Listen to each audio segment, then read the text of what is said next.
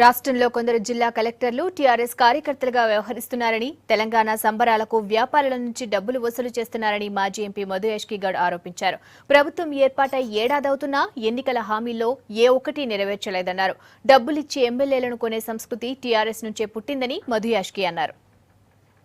ప్రపంచంలో ఎక్కడ లేని విధంగా ప్రభుత్వమే వసూలు కార్యక్రమం చేస్తున్నారు. జిల్లా యంత్రాంగం, జిల్లా కలెక్టర్లు మొట్టమొదటి టీఆర్ఎస్ పార్టీ కార్యకర్తలు అయితే వాళ్ళే వ్యాపారవేత్తలు పిలిచి సంబరాల కొరకు లక్షలు వసూలు చేస్తున్నారు.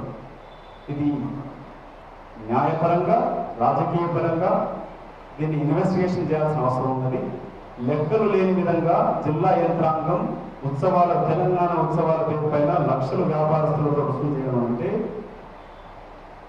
యంత్రాంగమే వ్యాపారస్తులతో డబ్బు వసూలు చేస్తుంటే ఏ విధంగా పరిపాలన కొనసాగుతుందో ఆలోచించండి.